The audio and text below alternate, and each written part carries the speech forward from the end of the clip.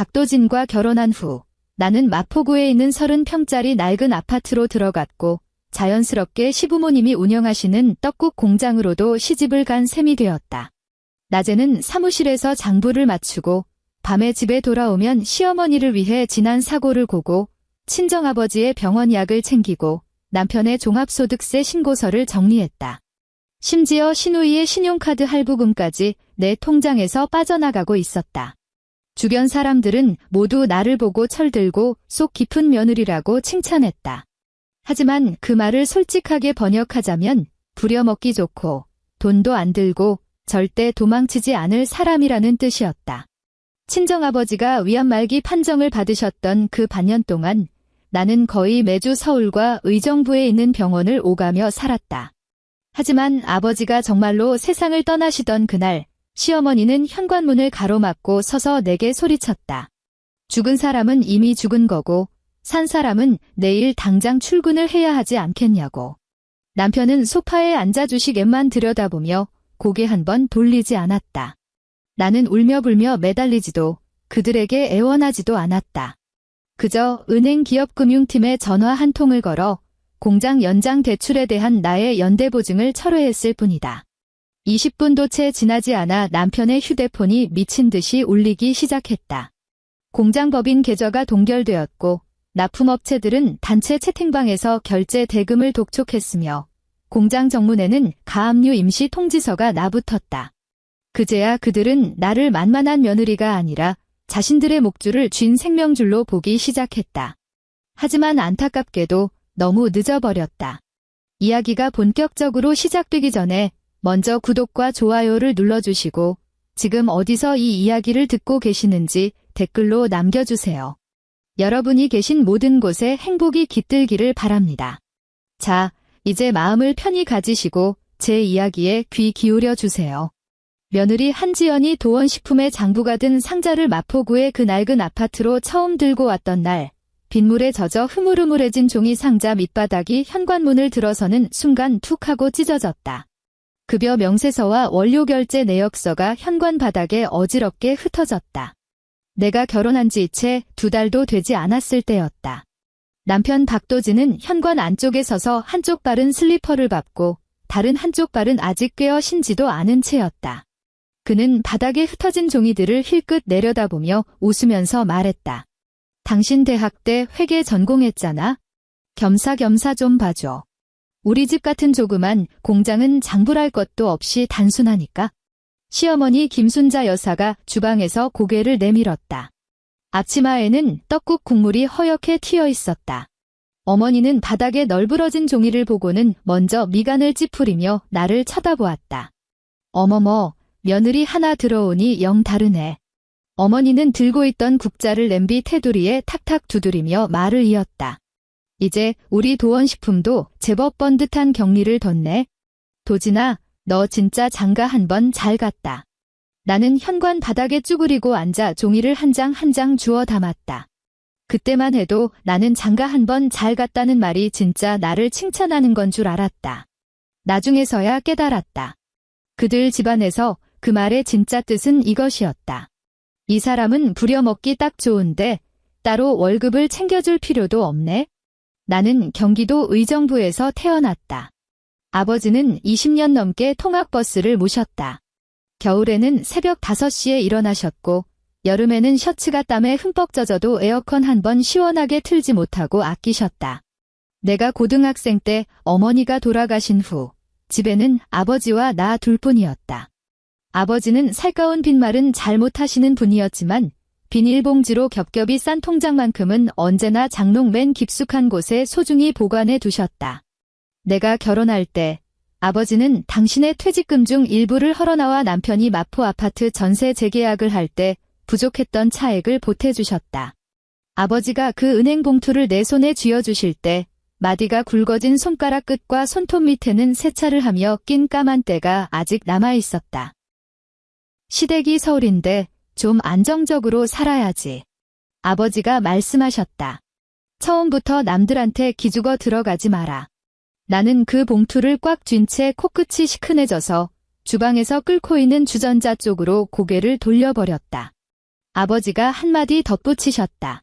근데 지연아, 그 돈은 내가 거기서 당당하게 자리 잡으라고 주는 거지, 고개 숙이고 살라고 주는 거 아니다. 나는 그 말씀을 마음에 새겼다. 하지만 아주 오랫동안 나는 그 말씀대로 살지 못했다. 마포에 있는 그 아파트는 30평 남짓했고 지어진 지 꽤 오래되어 겨울만 되면 베란다 창틀에 결로가 맺혔다. 시아버지 박영식 옹과 시어머니가 안방을 썼고 나와 남편은 작은 방을 썼다. 남은 방 하나에는 공장 서류철과 명절 선물 세트 포장 상자, 그리고 시누이 박수빈이 분가하기 전에 남겨두고 간 옷가지들이 산더미처럼 쌓여 있었다. 남편은 명목상 도원식품의 대표였다. 공장은 서울 외곽의 낡은 건물에 있었고 주로 떡국떡과 반찬 선물 세트를 만들어 명절에 단체 주문을 받거나 동네 중소마트 몇 곳에 납품했다. 남들이 들으면 그럴싸한 가족 기업 같았지만 실상은 매일 수급 날짜만 기다리며 거래처에 대금을 독촉하고 원료 대금 결제를 미루며 간신히 쳇바퀴를 굴리는 수준이었다. 내가 공장에 출근하기 시작한 첫 여름, 사무실에는 에어컨조차 없었다. 공장 작업장에서 끓여내는 뜨거운 열기가 벽을 넘어 사무실로 밀려왔고 쌀가루와 사골 육수가 뒤섞인 냄새가 훅 끼쳤다. 낡은 선풍기가 내 쪽을 향해 회전하며 돌아갔고 책상 위에 쌓인 세금 계산서 모서리가 바람에 펄럭이며 파도 소리를 냈다. 나는 한 손으로 서류들이 날아가지 않게 누르고 다른 한 손으로는 마우스를 움직이며 사대보험 신고 내역을 맞추고 있었다. 시어머니가 문을 밀고 들어왔을 때 손에는 물방울이 송글송글 맺힌 아이스 아메리카노가 들려 있었다. 어머니는 빨대를 물고 한 모금 들이켠 뒤 내 책상 위에 놓인 포장지 샘플을 내려다보았다. 이건 안 돼. 시어머니는 내가 방금 정리해둔 급여 대장 옆에 커피잔을 내려놓으며 말했다. 너무 빈티 나. 명절 선물 세트인데 포장이 번듯해야지. 사람들이 이런 싼 티 나는 쇼핑백을 보면 우리 집안이 돈 없는 줄 알 거 아니니? 나는 커피잔에서 떨어지는 물방울이 번질까 봐 급여 대장을 슬며시 옆으로 치웠다. 어머니, 이 샘플이 단가가 조금 더 낮아서요. 지난달에 원료거래처 쪽 결제도 아직 다 못 마쳤고 당장 직원들 월급도 나가야 하잖아요.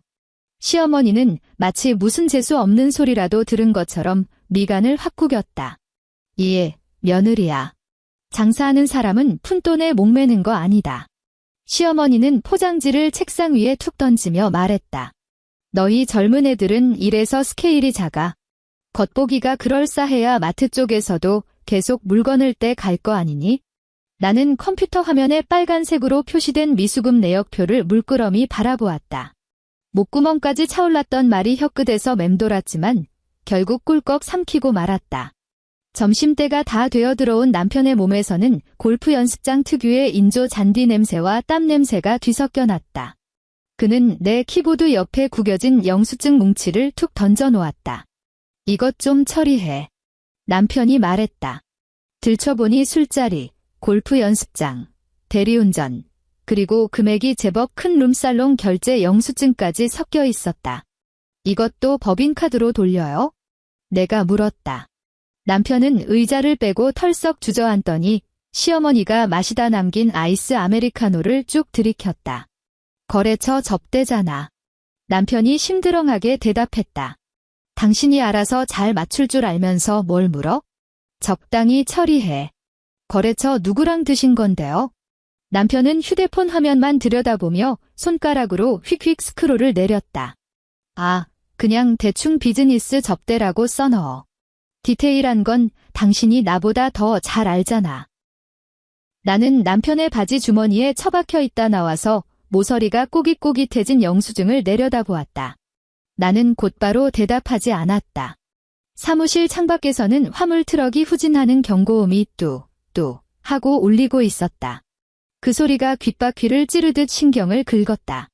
남편이 그제야 고개를 들어 나를 보며 짜증 섞인 목소리로 말했다. 왜? 당신 이제 대표인 나한테 이래라 저래라 훈계라도 하려는 거야?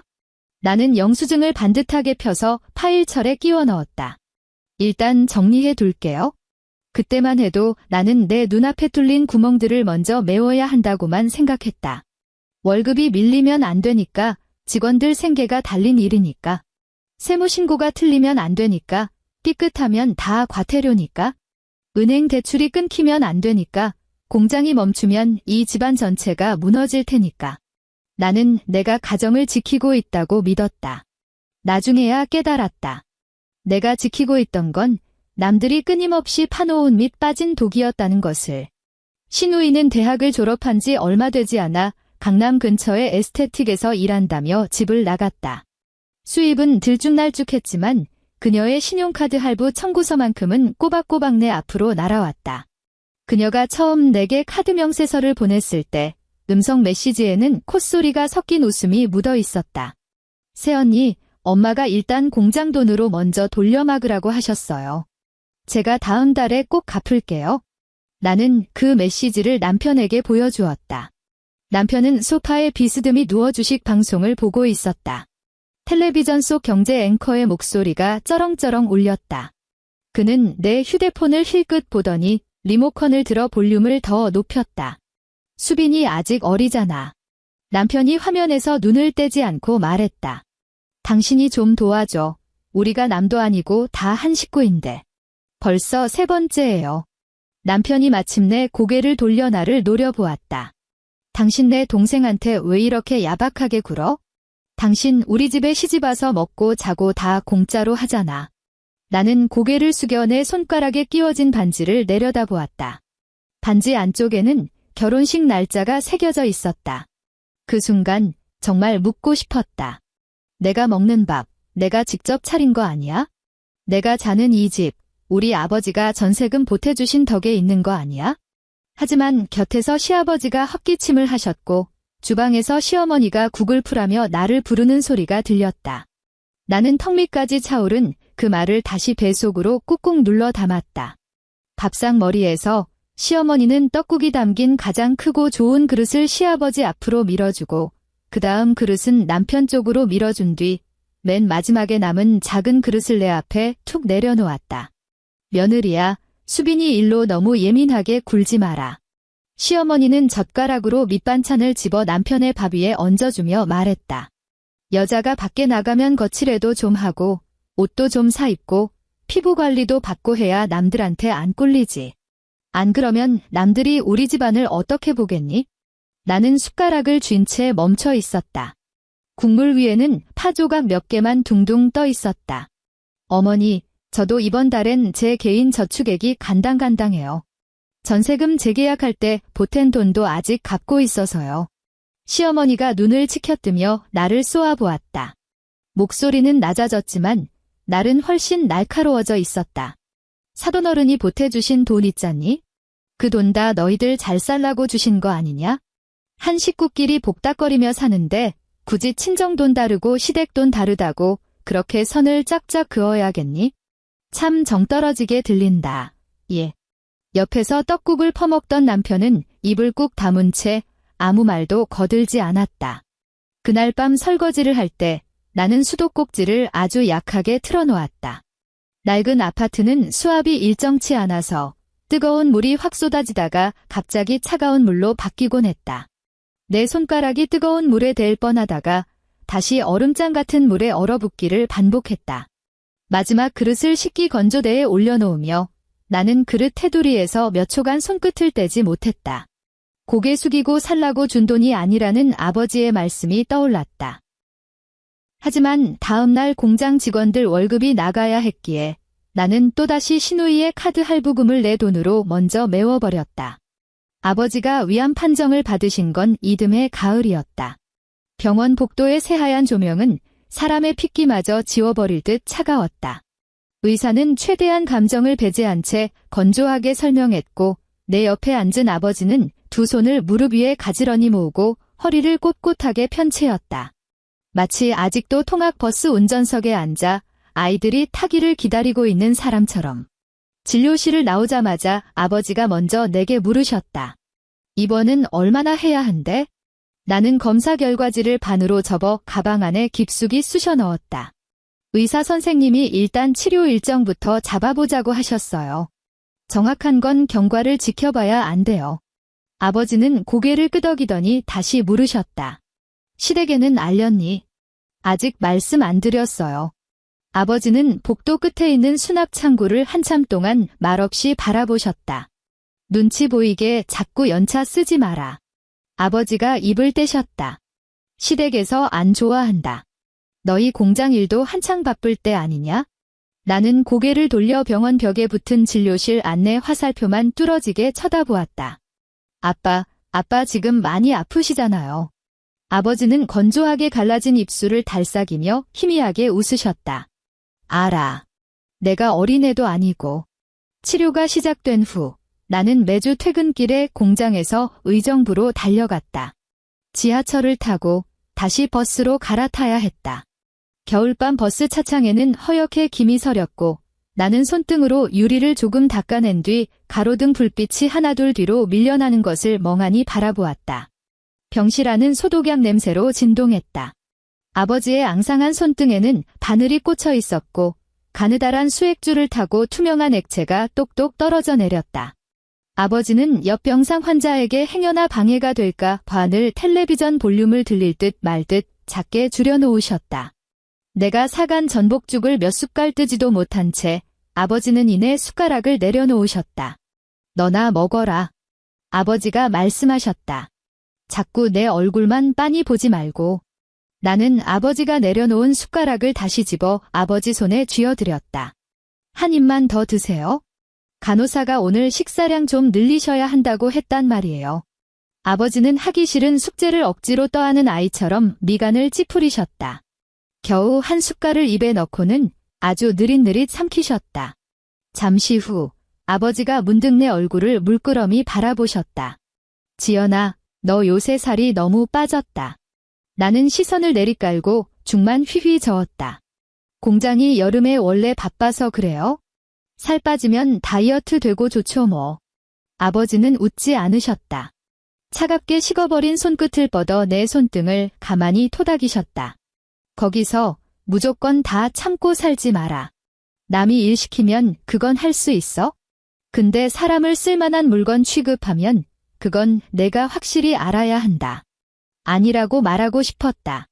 시어머니는 원래 명령하는 게 몸에 밴 분이고 남편은 그냥 세심하지 못한 것뿐이고 시아버지는 편찮으시고 시누이는 아직 철이 없어서 그런 거라고.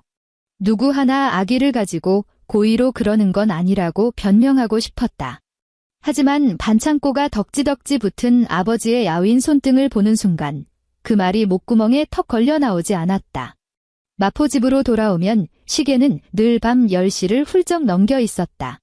도어락 비밀번호를 누르고 들어가면 거실불은 환하게 켜져 있었다. 시어머니는 식탁 의자에 앉아 밥그릇 위에 젓가락을 걸쳐둔 채 차갑게 식어버린 국물보다 더 서늘한 표정으로 나를 쏘아보았다. 왜 또 이렇게 늦었니? 시어머니는 벽시계를 힐끗 보며 쏘아붙였다. 밥 다 식었다. 나는 가방을 내려놓고 외투를 벗었다. 병원에서 오늘 검사가 좀 길어지는 바람에요. 시어머니는 의자를 뒤로 밀며 신경질적으로 일어났다. 사돈어른 병실엔 간병인이 다 있는데 내가 매주 그렇게 들락거리면 공장 장부는 누가 보고 집안밥은 누가 챙기니? 너 이제 처녀도 아니고 출가회인이야? 소파에 누워 휴대폰만 들여다보던 남편이 그제야 고개를 들었다. 엄마, 그만해. 얘도 피곤해.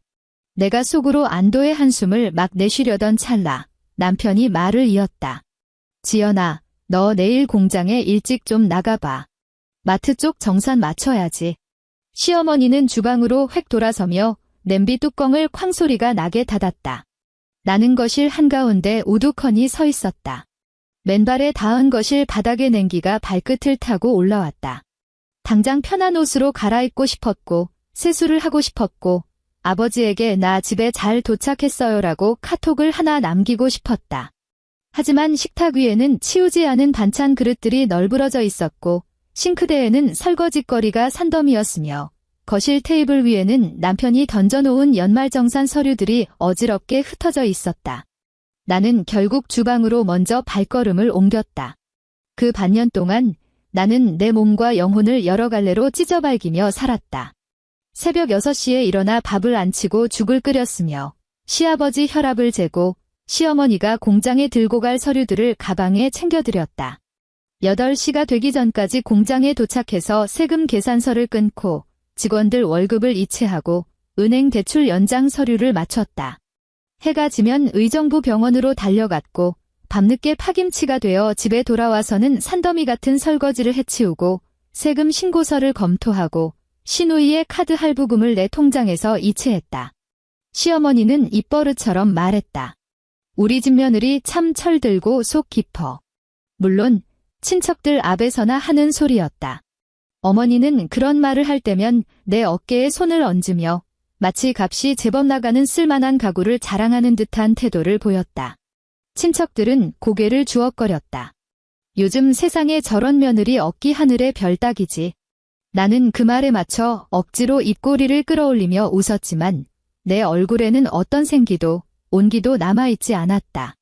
아버지의 병세는 의사가 예견했던 것보다 훨씬 더 가파르게 악화되었다. 마지막으로 의식이 온전하셨던 어느 늦은 오후, 아버지는 내게 병실 창문을 조금만 열어달라고 부탁하셨다.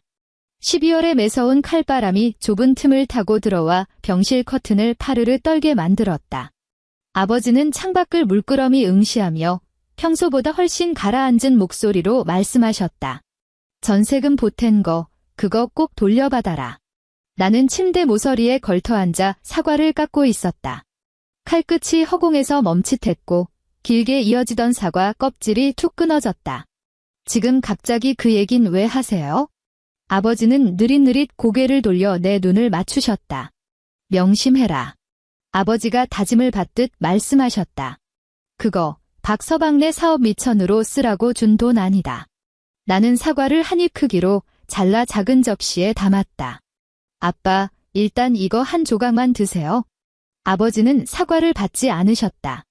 아버지는 나를 빤히 바라보셨고 그 눈빛이 너무나 맑고 형형해서 나는 차마 시선을 피할 수가 없었다.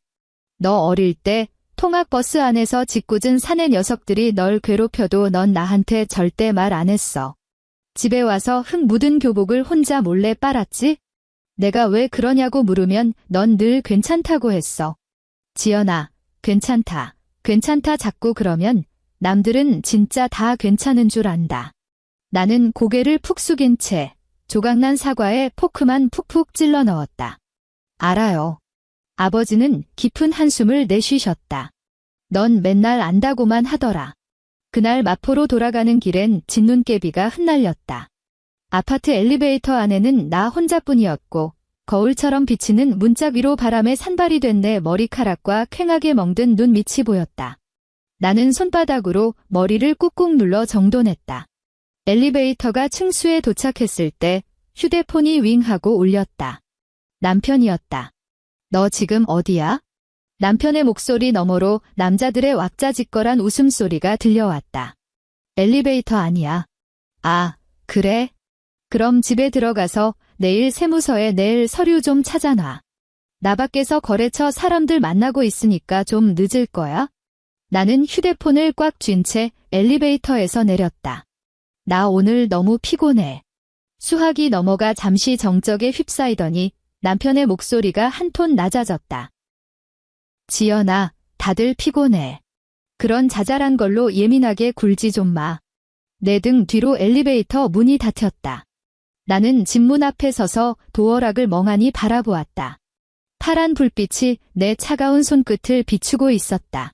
숫자 버튼을 하나씩 꾹꾹 누르고 문이 열리는 순간 주방에서 시어머니의 날카로운 목소리가 날아들었다. 며느리야, 들어왔으면 얼른 찌개 좀 데워라. 나는 대답하지 않은 채 그저 신발을 가지런히 벗어둘 뿐이었다.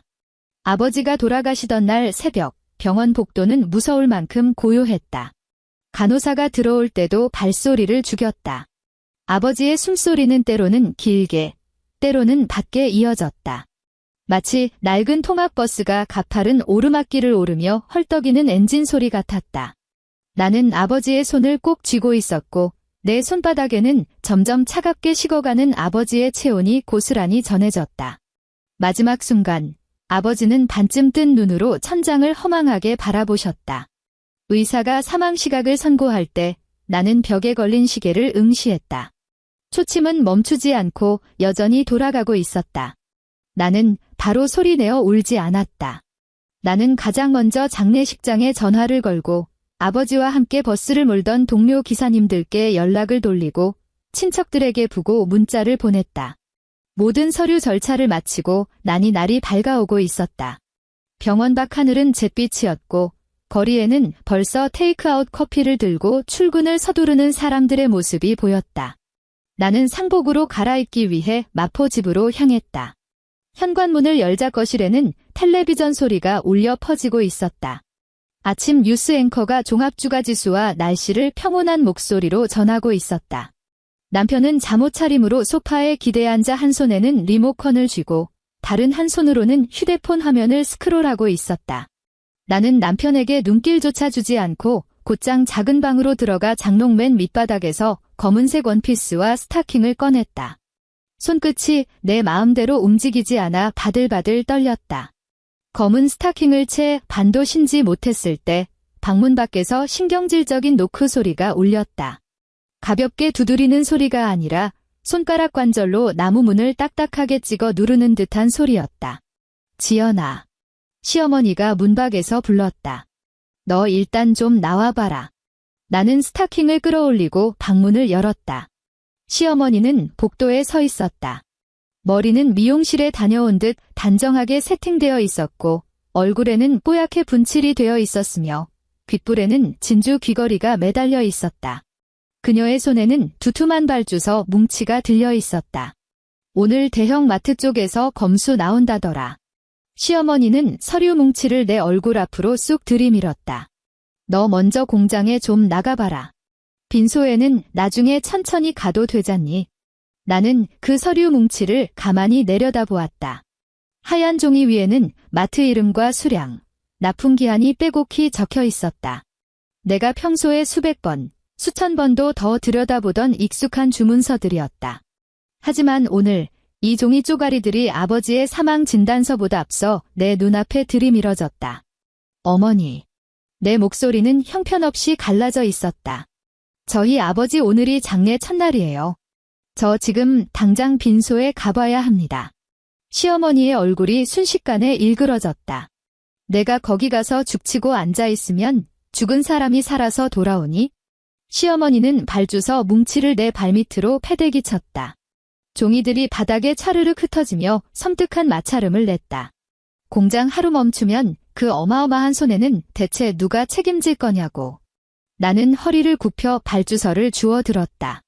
어머니에게 다시 건네지 않고 옆에 있는 서랍장 위에 올려두었다. 필요한 서류는 어젯밤에 다 정리해뒀습니다. 창고 재고 파악, 원료 로트 번호, 단가표 전부 제 사무실 책상 왼쪽 폴더에 다 있어요. 공장장님도 검수 어떻게 대응해야 하는지 알고 계시고요. 시어머니가 한 발짝 튀어나와 내 앞을 가로막았다. 공장장이 안다고?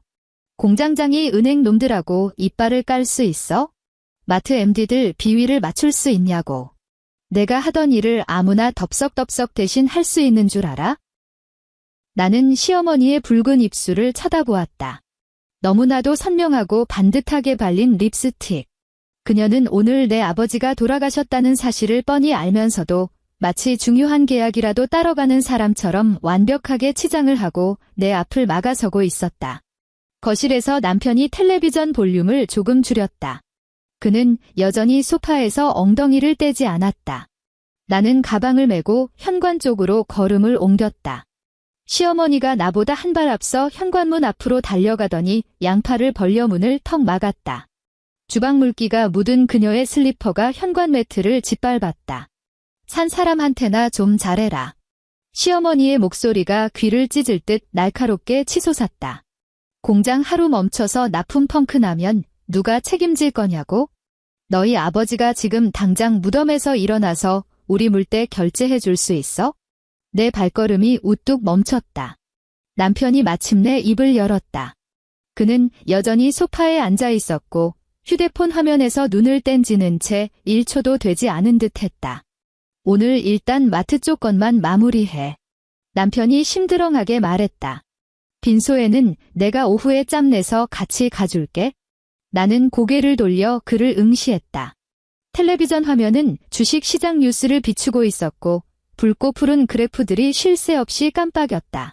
남편의 얼굴 위로 파르스름한 화면 빛이 어른거렸다. 그의 엄지손가락은 여전히 휴대폰 화면 위를 스와이프하고 있었다. 방금 그 말은 그저 귀찮은 파리를 쫓듯 툭 던진 말에 불과했다. 문득 수많은 장면들이 내 머릿속을 스쳐 지나갔다. 전세금에 보태라며 퇴직금 봉투를 내 손에 쥐어주시며 기죽지 말고 당당하게 살라시던 아버지의 얼굴. 내가 연차 쓰는 것 때문에 시댁 눈치를 볼까봐 억지로 쓴 죽을 꿀떡꿀떡 삼키시던 아버지의 야윈 목선. 전세금 보탠 거 꼭 돌려받아야 한다고 마지막까지 당부하시던 아버지의 쉰 목소리. 그리고 바로 어젯밤 장례식장에서 아버지의 유품을 정리하다가 낡은 겉옷 주머니에서 발견한 통학 버스 사진 한 장. 사진 속 아이들은 카메라를 보며 해맑게 웃고 있었고 버스 문가에 선 아버지는 등은 조금 굽었지만 얼굴만큼은 환하게 빛나고 있었다. 나는 더 이상 변명하지 않기로 했다. 나는 어깨에 맨 가방을 내려 현관 수납장 위에 올려두고 뒤돌아 베란다 쪽으로 걸어갔다. 굳게 닫힌 베란다 유리창에는 겨울의 서늘한 입김이 서려 있었다. 나는 손등으로 유리를 조금 문질러 닦아낸 뒤 휴대폰을 꺼내 주거래 은행 기업금융팀 차장님의 번호를 눌렀다. 신호음이 몇 번 울린 뒤 전화가 연결되었다. 한지연 고객님. 차장님의 목소리에는 아침 출근 직후의 분주함이 묻어 있었다. 아침 일찍 무슨 일이시죠? 나는 창밖으로 내려다 보이는 주차장을 눈에 담았다. 주차된 차들의 지붕 위에는 얇은 성에가 내려앉아 있었다. 네, 차장님. 도원식품 연대보증인 한지연입니다. 지금 이 시간부로 도원식품 연장 대출에 대한 제 보증 동의를 철회합니다. 수학이 넘어가 0.5초간 기묘한 정적에 휩싸였다. 나는 말을 이었다. 그리고 회사 대표가 운영자금과 법인 카드를 사적으로 유용한 정황에 대해 귀행의 내부 심사를 요청합니다. 관련 증빙자료와 서면 요청서는 10분 내로 차장님 메일로 발송하겠습니다. 거실에서 시어머니가 꽥소리를 질렀다. 너 지금 누구한테 전화하는 거니? 지금 이 판국에 태평하게 전화통 붙들고 있을 시간이 있어? 남편이 그제야 소파에서 벌떡 일어났다. 슬리퍼 바닥이 장판을 긁는 소리가 났다. 수학이 넘어 차장님이 다급하게 목소리를 낮췄다. 한지연 고객님, 확실하신 겁니까? 내부 심사에 들어가면 당장 오늘부터 계좌 결제나 대출 한도에 제한이 걸릴 수 있습니다. 확실합니다. 제가 대답했다. 원칙대로 처리해 주십시오. 나는 전화를 끊고 휴대폰을 꽉 쥐었다. 남편이 베란다 문 앞까지 성큼성큼 다가왔다. 그의 얼굴에는 짜증과 함께 설마 내 아내가 진짜 그런 미친 짓을 했을 리 없다는 불신이 엉켜 있었다. 너 지금 뭐 하는 짓이야? 남편이 따져 물었다. 은행 들먹이면서 누구 겁주려고? 나는 그를 무시하고 지나쳐 작은 방으로 들어간 뒤 노트북을 열었다. 키보드를 두드리는 내 손가락은 놀랍도록 평온하고 흔들림이 없었다. 내가 말한 그 증빙 자료들은 이미 오래전에 폴더별로 완벽하게 정리되어 있었다. 오늘을 위해 준비한 것이 아니었다. 은행에서 대출 연장 심사를 할 때마다, 세무서에서 증빙을 요구할 때마다 남편이 저질러 놓은 그 시궁창 같은 장부를 내 손으로 억지로 꿰맞춰야 했기 때문이다. 룸살롱 결제, 골프장 회원권, 명품 할부, 신의 에스테틱 결제, 개인적인 술값. 나는 그 모든 내역을 한 건 한 건 형광펜을 칠해가며 확인했고 그때마다 피를 토하는 심정으로 참아 넘겼다. 나는 그 폴더 전체를 압축해서 차장님의 메일로 전송하고 미리 스캔해 두었던 연대보증 철회 요청서까지 첨부해 보냈다. 방문 앞에 선 시어머니의 목소리가 찢어질 듯 높아졌다. 지연아, 너 단단히 미쳤구나. 너희 아버지가 방금 눈을 감으셨는데 지금 우리 집안까지 망하라고 고사를 지내는 거니? 나는 노트북 화면을 덮고 가방을 집어들었다. 어머니, 방금 그러셨잖아요. 산 사람은 내일 당장 출근을 해야 한다고요. 시어머니는 말문이 막힌 듯 멍한 표정을 지었다. 내가 자신의 말을 그대로 돌려줄 것이라고는 상상조차 못한 얼굴이었다. 15분도 채 지나지 않아 남편의 휴대폰이 미친 듯이 울리기 시작했다. 첫 번째 전화는 공장장이었다. 남편은 잔뜩 날이 선 목소리로 전화를 받았다. 왜요? 무슨 일인데? 휴대폰 스피커 너머로 쩌렁쩌렁한 목소리가 거실까지 울렸다. 현관에선 내 귀에도 공장장이 덜덜 떨고 있는 것이 고스란히 느껴졌다. 대표님, 법인 카드 결제가 막혔습니다. 물류팀에서 출고증도 안 나온다고 난리고 마트 검수팀은 벌써 정문 앞에 와 있는데 은행에서 계좌 가압류 걸어버린 거 아닙니까? 남편의 안색이 흑빛으로 변했다. 일단 기다려봐요. 내가 알아볼 테니까. 곧바로 두 번째 전화가 울렸다. 원료 납품업체 사장이었다. 남편은 통화 버튼을 누르며 방금 전보다 한풀 꺾인 목소리로 답했다. 사장님, 오늘 결제 대금 어떻게 된 겁니까? 수화기 너머의 목소리가 사나웠다. 우리 쪽 은행에서 그쪽 계좌 이상하다고 알림이 떴어요. 지난달 미수금도 아직 안 들어왔는데 이번 원료는 물건 못 내립니다. 남편이 나를 휙 돌아보았다. 그의 두 눈에는 마침내 숨길 수 없는 공포가 서려 있었다. 세 번째 전화는 동네 중소마트 구매 담당자였다. 남편은 차마 전화를 받지 못했다. 진동이 지잉, 지잉 울리며 휴대폰 화면이 켜졌다가 꺼지기를 반복했다. 옆에 선 시어머니는 땀구멍까지 열린 듯 화장이 들떠 있었고 입술만 뻐끔거릴 뿐 아무 소리도 내지 못했다. 남편이 휴대폰을 쥔 채 꽥 소리를 질렀다. 너 미쳤어. 남편이 나를 향해 포효했다. 오늘 출고 막히면 위약금이 얼만지나 알아?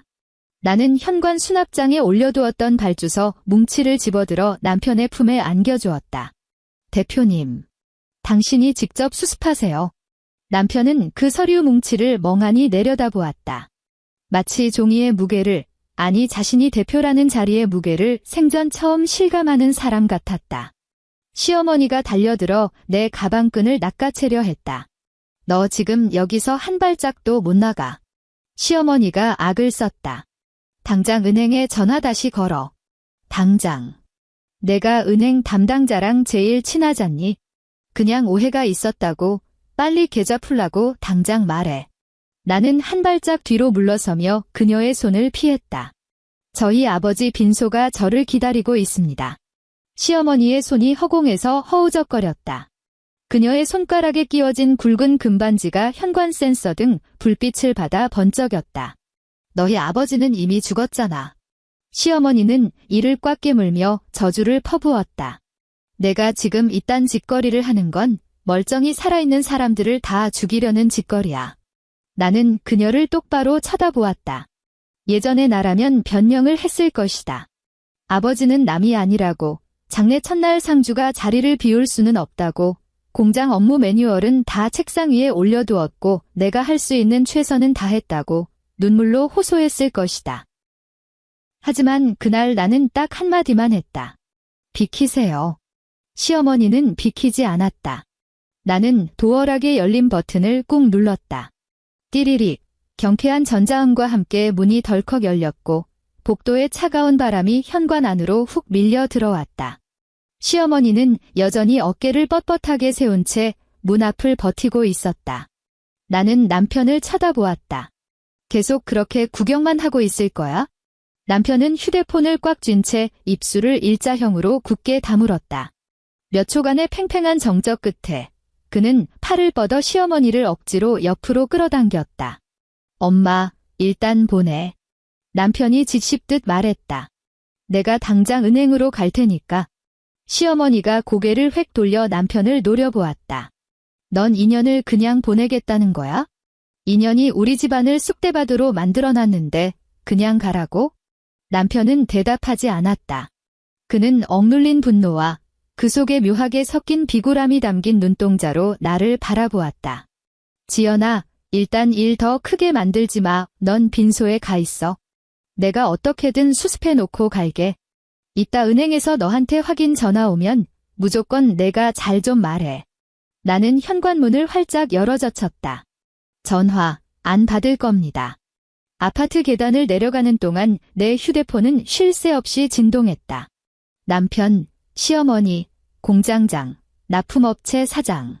끊임없이 걸려오는 전화를 모두 무음으로 돌리고 휴대폰을 뒤집은 채 가방 안에 쑤셔 넣었다.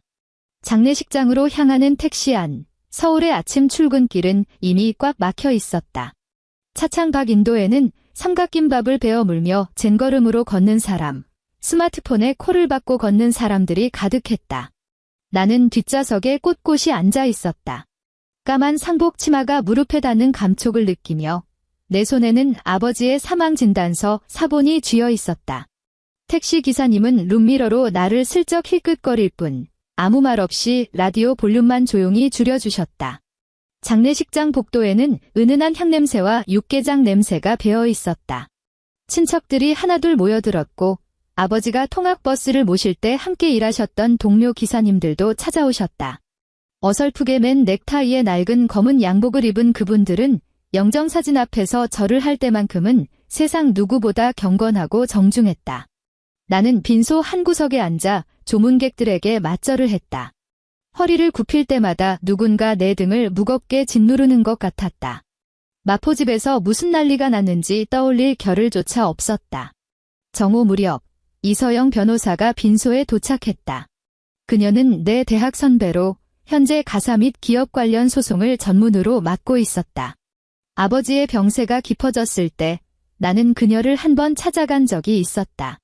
그때만 해도 나는 그저 만약의 사태를 대비해 부부 공동생활 중 일방이 배우자 명의로 기업 채무를 보증선 경우 이혼 시 어떻게 재산을 분할해야 하는지 가볍게 물어본 것뿐이었다. 선배는 꼬치꼬치 캐묻지 않고 그저 확보할 수 있는 모든 증빙 자료를 백업해 두고 절대 추가 보증 서류에 서명하지 말라고 조언해 주었을 뿐이다. 그녀가 빈소에 들어섰을 때 검은색 코트 차림의 손에는 두툼한 서류 봉투가 들려 있었다. 그녀는 아버지 영정 앞에 향을 피우고 절을 한 뒤 내 옆으로 와서 앉았다. 은행 채권팀이랑은 방금 통화 마쳤어. 변호사 선배가 낮은 목소리로 말했다. 오늘 바로 이혼 조정 신청이랑 재산가압류 신청 넣는 거 확실해? 나는 아버지의 영정 사진을 물끄러미 바라보았다. 작년에 찍은 사진이었다. 연하늘색 셔츠를 입으신 아버지는 카메라 앞이 어색한 듯 뻣뻣하게 미소 짓고 계셨다. 그때 나는 아버지 어깨가 너무 굳어있다며 핀잔을 주고 옷깃을 만져드렸었다. 아버지는 겉으로는 귀찮다고 툴툴대면서도 얌전히 내 손길을 받으셨다. 네, 넣어주세요. 변호사는 서류 봉투에서 문건 몇 장을 꺼내 내게 보여주었다. 구청 위생과 신고 자료. 저번에 내가 일단 보류해달라고 했던 거 이것도 오늘 다 같이 접수해? 나는 종이 위에 적힌 임박 원료 라벨가리, 생산 로트 번호 불일치라는 굵은 글씨를 내려다보았다. 내가 오늘 처음 알게 된 사실이 아니었다. 공장의 자금 사정이 나빠지자 시어머니는 원가를 아끼겠다며 유통기한이 아슬아슬한 원료들의 라벨을 새로 뽑아 덧붙였다. 푹푹 끓여내면 아무도 모른다는 게 그녀의 지론이었다. 처음엔 그저 재고 관리가 허술한 탓이겠거니 여겼지만 창고에서 헌 라벨을 북북 뜯어내고 새 라벨을 붙이는 현장을 내 눈으로 2번이나 목격했다. 공장장이 말려보았지만 시어머니는 고작 이런 사소한 일 가지고 범죄자 취급을 한다며 오히려 역정을 냈다. 내가 그 라벨가리에 직접 손을 대진 않았지만 입고 증빙 서류를 정리하는 건 내 몫이었다. 어떤 로트 번호가 앞뒤가 맞지 않는지 나는 정확히 꿰뚫고 있었다. 네, 접수해주세요. 변호사는 나를 힐끗 쳐다보고는 가볍게 고개를 끄덕일 뿐 더 이상 만류하지 않았다. 오전 11시가 조금 넘었을 때 공장장에게서 다시 전화가 왔다. 안 받으려 했지만 연달아 3번이나 울렸다. 4번째 진동이 울릴 때 나는 빈소 박복도로 나가 통화 버튼을 눌렀다. 한 실장님. 공장장 너머로 거센 바람소리와 여러 사람의 고성방가가 웅성거렸다. 은행 채권보전팀에서 나왔습니다. 구청 위생과에서도 들이닥쳤고요. 지금 정문에 가압류 딱지 붙고 난리도 아닙니다. 직원들은 밖에서 떨고 있고 대표님은 전화기 꺼져 있고 어머님은 여기 주저앉아서 다 한 실장 오해라고 앞만 쓰고 계십니다. 나는 복도 벽에 기대선 채 등 뒤로 느껴지는 타일의 서늘한 감촉에 집중했다. 공장장님. 직원들 급여 명세서랑 정산 내역은 어젯밤에 공장장님 개인 메일로 다 보내드렸습니다. 노동청 관련 서류는 공장장님이 직접 협조해서 제출해 주세요. 그리고 빈 서류나 영수증에는 절대 그 누구를 대신해서도 서명하지 마십시오. 수학이 넘어 공장장이 잠시 침묵했다. 한 실장님, 오늘 아버님 상 치르는 중 아니십니까? 네, 맞습니다. 공장장이 다시 입을 굳게 다물었다. 잠시 후 그의 목소리가 눈에 띄게 차분해졌다. 삼가 고인의 명복을 빕니다. 아버님 소식은 직원들한테 전해 들었습니다. 걱정 마십시오. 제가 함부로 도장 찍는 일은 없을 겁니다. 통화가 끊어진 후 나는 복도 끝 창문 밖을 내다보았다. 겨울바람이 거세게 불어 장례식장 입구에 도열한 하얀 근조화환의 리본들이 파도처럼 출렁이고 있었다. 휴대폰 액정에 남편의 메시지가 떴다. 너 대체 어디까지 갈 작정이야? 나는 답장하지 않았다. 몇 분 후 남편이 전화를 걸어왔다. 수신 거부. 또다시 전화. 나는 아예 휴대폰을 무음으로 설정해두고 빈소로 돌아왔다. 자리에 앉기가 무섭게 먼 친척 이모가 슬그머니 다가와 귓속말로 물었다. 도진이는 아직 안 왔니? 나는 방명록을 뒤적거리며 다음 페이지로 넘겼다. 공장에 급한 일이 생겨서요. 이모는 나를 빤히 쳐다보며 무슨 말인가를 더 하려다 이내 입맛을 쩝 다시며 물러났다. 오후 1시쯤 남편이 나타났다. 그는 빈소 안으로 들어오지 않고 복도에서 나를 가로막았다. 정장 겉옷 단추는 엇갈리게 채워져 있었고 넥타이는 삐딱했으며 이마에는 식은 땀이 번들거렸다. 나를 보자마자 그는 덥석 내 팔목을 쥐려 했다. 나는 몸을 들어 그의 손을 피했다. 여긴 상갓집이야. 내가 차갑게 말했다. 남편이 목소리를 억눌렀지만 그 속에 담긴 조급함까지는 숨기지 못했다. 너 지금 당장 은행에 전화해. 상황이 어떻게 돌아가는지 알아? 계좌 다 막히고 창고 물건 하나도 못 빼고 납품업체 새끼들은 단톡방에서 돈 내놓으라고 난리치고 구청 위생과 놈들까지 들이닥쳐서 창고 다 뒤집어 까고 있다고. 꼭 오늘 장인어른 돌아가신 오늘 이런 미친 짓을 해야 속이 시원해? 나는 남편의 등 뒤를 슬쩍 쳐다보았다. 조문을 마친 사람들이 숨죽인 발걸음으로 우리 옆을 지나가고 있었다. 오늘이 우리 아버지 돌아가신 첫날인 거 내가 더 잘 알잖아. 내가 쏘아붙였다. 내가 아침에 나보고 뭐라고 했어? 먼저 마트 검수부터 처리하라고 등 떠밀지 않았어. 남편의 안면 근육이 파르르 떨렸다. 그건 일이 하도 급박하게 돌아가니까 내뱉은 소리잖아. 장인어른 상은 친척들도 다 와 있고 내가 오후에 조금 늦게 와서 지켜도 아무 문제 없잖아. 나는 가방에서 낡은 공기계 스마트폰 하나를 꺼냈다. 공장 서류를 백업할 때나 쓰던 업무용 서브폰이었다. 아버지가 위독하셨던 전날 밤, 나는 병원에서 급하게 공장으로 돌아가 마지막 정산 자료를 정리하고 있었다. 그때 사무실 뒷문 밖에서 남편이 친구와 통화하는 소리가 들렸다. 문이 꽉 닫히지 않은 틈으로 술에 잔뜩 취한 그의 목소리가 적나라하게 새어 들어왔다. 나는 그 통화 내용을 훔쳐 녹음하려던 게 아니었다. 책상 위에는 회의록 작성을 위해 켜둔 녹음 앱이 계속 돌아가고 있었을 뿐이다. 그 말을 듣는 순간 내 심장은 바닥으로 곤두박질 쳤지만 나는 문을 열고 나가지 않았다. 나는 재생 버튼을 눌렀다. 복도에 남편의 혀 꼬인 목소리가 적나라하게 울려 퍼졌다. 여자들은 말이야, 장인이 죽어도 일단 급한 공장 일은 마무리해놓고 가야지. 우리 집 지금 걔가 장부 다 보는데 지가 어딜까? 이틀 푹 자고 나면 다시 돌아와서 일할 텐데 뭘. 녹음본 끝에는 친구들의 실없는 낄낄거림까지 담겨 있었다. 남편의 얼굴에서 마지막 남은 핏기마저 싹 가셨다. 나는 녹음을 정지시켰다. 옆을 지나가던 조문객 2명의 발걸음이 우뚝 멈췄고 그들의 시선이 남편의 일그러진 얼굴에 꽂혔다. 커피 종이컵을 들고 빈소를 나서던 이모 역시 그 마지막 문장을 똑똑히 들은 듯 얼굴이 딱딱하게 굳어 있었다. 남편이 다급하게 내 휴대폰을 낚아채려 손을 뻗었다. 나는 휴대폰을 재빨리 가방 안으로 집어넣었다. 이러지 마, 내가 서늘하게 경고했다. 아빠가 다 듣고 계셔. 남편의 손이 허공에서 길을 잃고 맥없이 툭 떨어졌다. 그는 넋이 나간 듯 나를 쳐다보며 입술만 달싹거리다가 모기만 한 목소리로 기어들어갔다. 지연아, 내가 술이 떡이 돼서 헛소리한 거야? 오늘 아침엔 맨정신이었잖아. 내가 받아쳤다. 천장의 백열등 불빛이 남편의 이마에 맺힌 식은땀을 기름기처럼 번들거리게 비췄다. 그는 주변 사람들의 따가운 시선을 의식한 듯 한층 더 목소리를 죽였다. 들어가서 얘기해. 친척들 앞에서 남세스럽게 이게 뭐 하는 짓이야.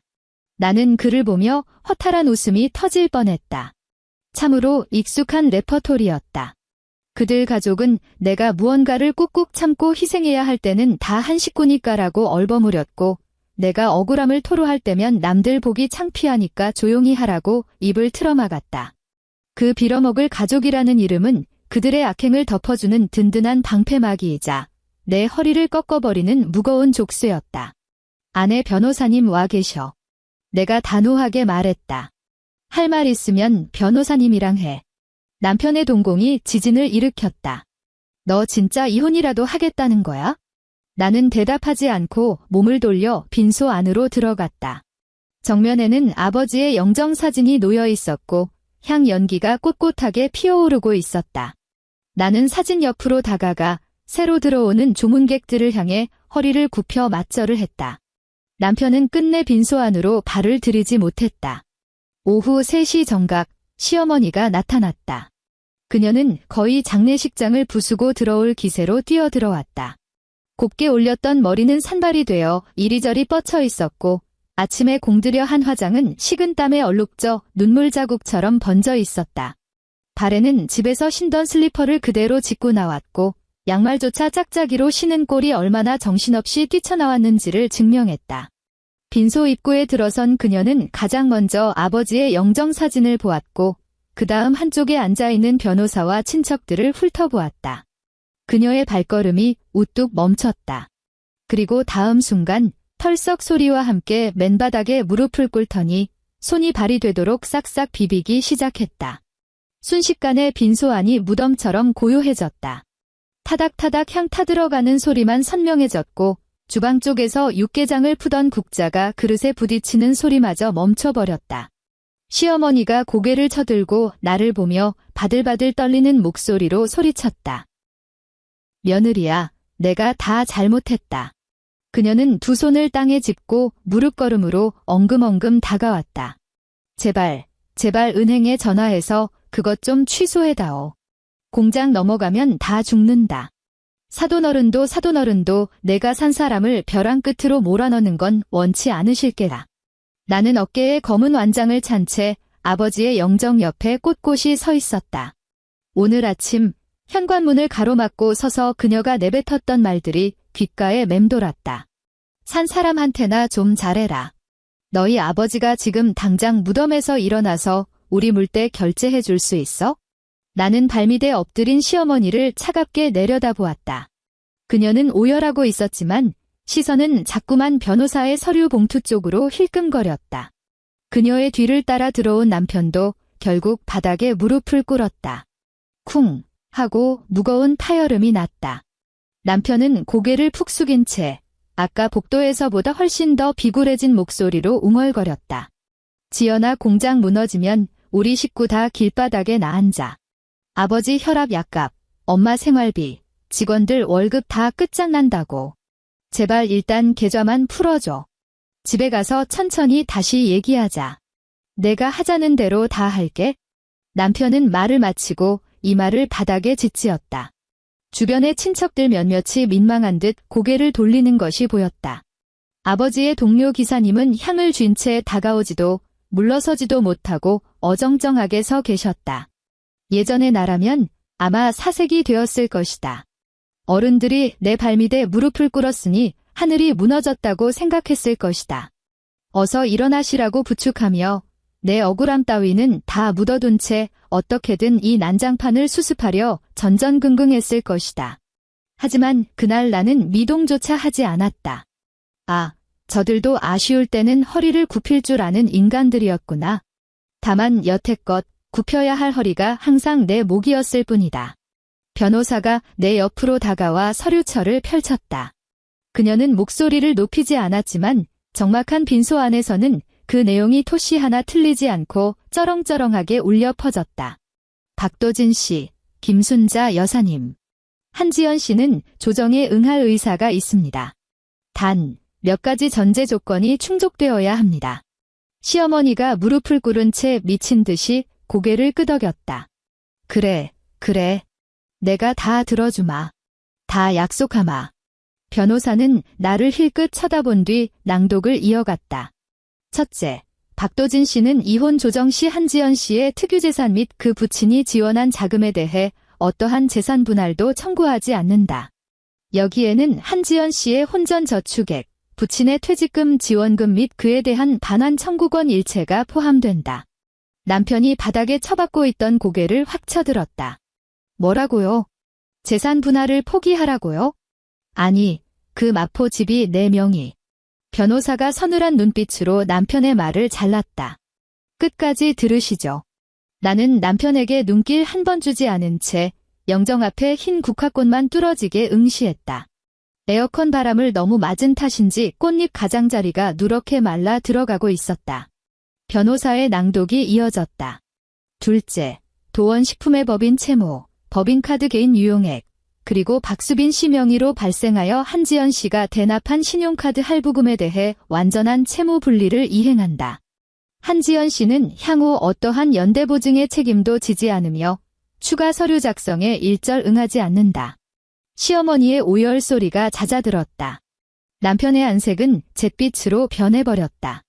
셋째, 마포 아파트 전세 재계약 당시 한지연 씨의 부친이 지원한 차액 부분에 대해 명확한 반환 절차를 확정한다. 박도진 씨 일가는 합의된 기한 내에 해당 주택에서 퇴거해야 하며 부당하게 점유를 지속할 수 없다. 이번엔 시어머니가 고개를 끄덕이지 않았다. 그녀는 무릎으로 기어와 내 상복 치맛자락을 거머쥐려 했다. 며느리야, 내가 이렇게 손이 발이 되도록 빈다. 시어머니는 콧물까지 쏟으며 통곡했다. 당장 그 집에서 쫓겨나면 우리는 다 길바닥에 나앉아야 해. 내 시아버지 몸 아픈 거 뻔히 알잖니. 공장도 날아가게 생겼는데 너 어쩌면 사람이 이리도 독하고 매정하냐. 나는 한 걸음 뒤로 물러서며 치맛자락을 피했다. 시어머니의 손이 허공을 갈라 바닥에 툭 떨어졌다. 빈소 유리문에 비친 내 모습이 보였다. 검은 상복, 검은 완장, 그리고 창백하게 질린 마치 낯선 사람 같은 내 얼굴. 예전에는 조금만 더 참고 조금만 더 헌신하면 언젠가는 저들도 내 진심을 알아줄 거라 믿었다. 하지만 유리창 속에 나는 마치 평생 짊어지고 있던 바위덩어리를 드디어 내려놓은 사람처럼 허리를 꼿꼿하게 펴고 있었다. 어머니. 내 목소리는 크지 않았지만 단호했다. 우리 아버지 돈은 제가 마포 그 집에서 어머니께 구박받으며 살라고 보태주신 게 아닙니다. 시어머니의 입이 쩍 벌어졌고 울음소리가 목구멍에 턱 걸렸다. 바닥에 엎드린 남편의 양주먹이 부들부들 떨렸다. 지연아, 너 진짜 꼭 이렇게까지 해야 속이 시원하겠어? 나는 그를 내려다보았다. 오늘 아침 내가 상복을 입을 때 넌 소파에 처박혀 있었어. 내가 일갈했다. 아빠가 돌아가셨는데 마트 검수부터 끝내놓고 오라고 했지? 도진아, 내가 내 아픔을 몰라서 그런 게 아니야. 넌 그저 내가 내 명령대로 얌전히 따를 거라고 확신했던 것뿐이지. 남편의 어깨가 움찔거렸다. 그는 다시 고개를 푹 숙인 채 입을 다물었다. 시어머니가 또다시 악을 쓰려 하자 변호사가 서류철을 덮으며 쐐기를 박았다. 조건을 수용하지 않으시면 바로 본안 소송으로 넘어가겠습니다. 은행 여신 심사, 구청 위생과 고발, 법원 가압류 절차 모두 예정대로 집행됩니다. 그리고 오늘 이곳은 장례식장이니 더 이상 유족들의 조문을 방해하지 마십시오. 그 한마디는 나의 어떤 분노보다도 강력했다. 주변 사람들의 경멸 어린 시선을 버티지 못한 시어머니는 결국 부들부들 떨며 몸을 일으켰다.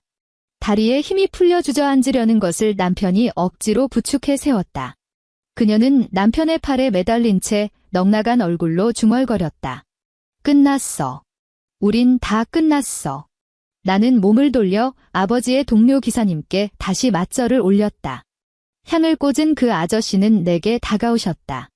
무슨 난장판이 벌어졌는지 묻지 않고 그저 내 어깨를 묵직하게 두드려 주실 뿐이었다. 내 아버지가 운전하는 기가 막히게 얌전했어.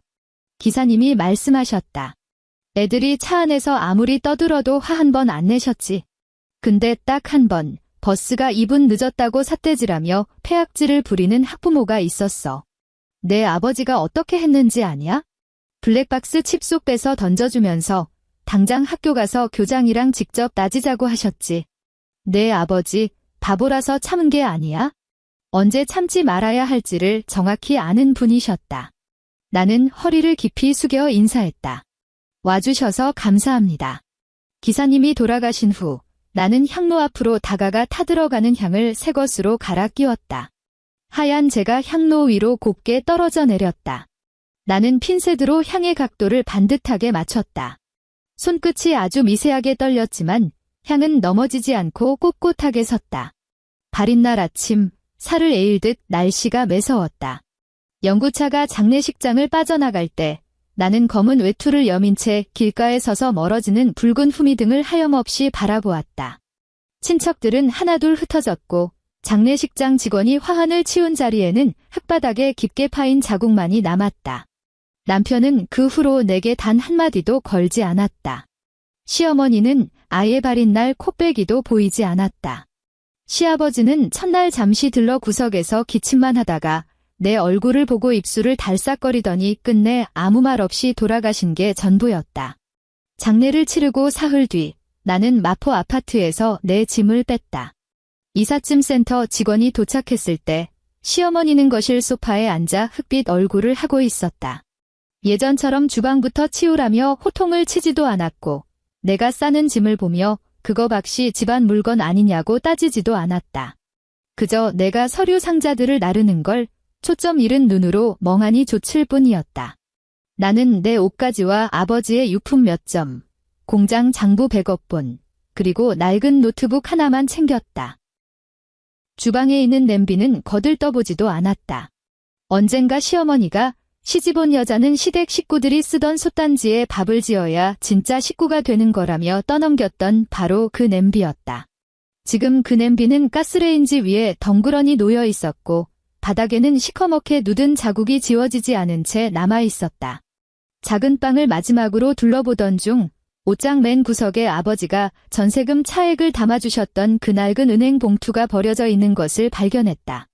이미 텅 빈 봉투의 모서리는 누렇게 발해 있었다. 나는 그것을 주워 반듯하게 접어 내 가방 안에 넣었다. 남편이 방문 앞을 가로막고 섰다. 너 정말 이렇게 나갈 거야? 그가 물었다. 나는 서랍을 탁 소리 나게 닫았다. 조정기일 잡히기 전까지는 별거야? 지연아.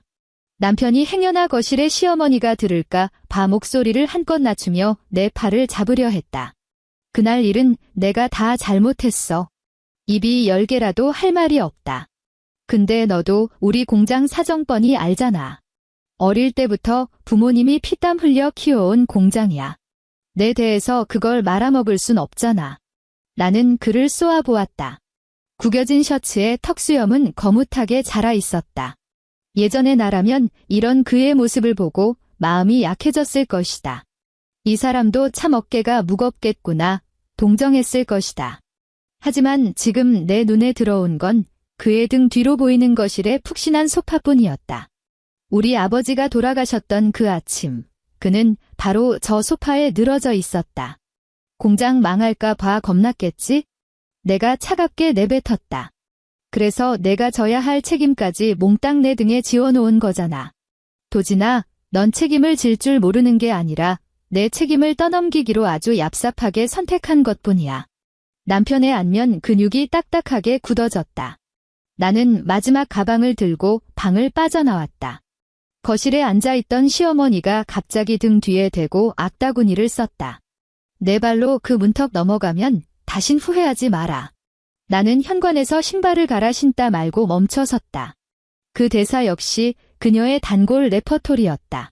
첫 번째는 시누이의 카드 할부금을 내 돈으로 대신 갚아주는 걸 거절했을 때, 두 번째는 아버지 입원 때문에 연차를 쓰겠다고 했을 때, 세 번째는 임박 원료의 라벨 가리를 멈춰야 한다고 경고했을 때였다. 그때마다 나는 덜컥 겁을 집어먹고 돌아서서 구차하게 변명했다. 이번엔 달랐다. 나는 도어락에 열린 버튼을 시원하게 눌렀다. 어머니도 평생 후회하지 마세요. 문이 쿵 하고 닫혔고 집안에서는 그 누구도 나를 쫓아 나오지 않았다. 나는 영등포의 남향으로 난 자그마한 오피스텔을 구했다. 보증금도 저렴했고 월세도 내 월급으로 충분히 감당할 수 있었다. 평수는 좁아서 현관문을 열면 바로 작은 거실 겸 주방이 보였고 두 사람이 서면 어깨가 부딪힐 만큼 비좁았다. 하지만 이사 첫날 밤 비밀번호를 누르고 들어간 그곳에는 귀를 찢는 주식 방송 소리도 나를 닥달하는 시어머니의 앙칼진 목소리도 식탁 위에 산더미처럼 쌓인 설거짓거리도 없었다. 나는 현관에 가만히 선 채 냉장고의 미세한 모터 돌아가는 소리에 귀를 기울였다. 오직 그 소리뿐이었다. 나는 책상 위에 아버지의 사진을 올려두었다. 장례식장에 검은 띠를 두른 영정사진이 아니라 통학버스 문가에서 환하게 웃고 계시던 바로 그 옛날 사진의 복사본이었다. 나는 티슈로 액자 유리를 조심스레 닦아 반듯하게 세워두었다. 벽 한쪽에 쌓인 이삿짐 상자 중 딱 하나만 열었다. 거기에는 검은색 서류철과 몇 벌의 옷, 그리고 그 빈 은행 봉투가 들어 있었다. 나는 비닐로 다시 싸지 않고 봉투를 책상 맨 위 서랍에 고이 모셔두었다. 이혼 조정이 뚝딱 끝난 건 아니었다. 현실의 법적 절차는 내가 이제 싫어라고 소리쳤다고 해서 마법처럼 내 앞길을 터주지 않는다. 은행의 채권 회수 심사에는 시간이 걸렸고 구청 위생과의 현장 조사 역시 복잡한 절차를 거쳤다. 도원식품의 계좌 동결, 대금 미지급 소송, 납품업체들의 가압류 청구 등 골치 아픈 일들이 줄줄이 터졌다. 변호사 선배는 내게 박도진 일가와의 개인적인 연락은 일절 피하고 모든 소통은 텍스트로만 남기라고 단단히 일렀다. 나는 규모가 크지 않은 무역회사의 회계팀에 재취업했다. 빵빵한 에어컨이 나오는 사무실, 밀리지 않고 들어오는 월급. 점심시간이 되면 동료들이 다가와 한 대리님, 오늘 밑에 식당 가서 같이 밥 먹을까요? 하고 살갑게 물었다. 퇴근길에 한 대리, 오늘 하루도 고생 많았어라는 말을 처음 들었을 때 나는 그 자리에 우두커니 멈춰 서고 말았다. 그건 시어머니가 징그럽게 읊어대던 그 철들고 속 깊은 며느리라는 기만적인 칭찬이 아니었다. 그저 하루의 고된 노동을 마친 후 나누는 평범하고 따뜻한 위로였다.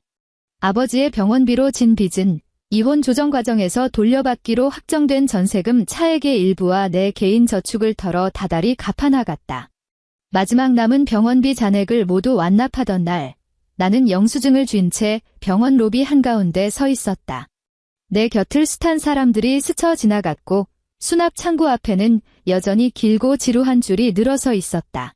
나는 영수증을 반으로 접어 가방 안에 넣고 아버지의 번호표로 카카오톡 메시지를 하나 보냈다. 아빠, 병원비 다 갚았어요. 전송 버튼을 누르고 나서야 그 번호가 이미 없는 번호라는 사실을 깨달았다.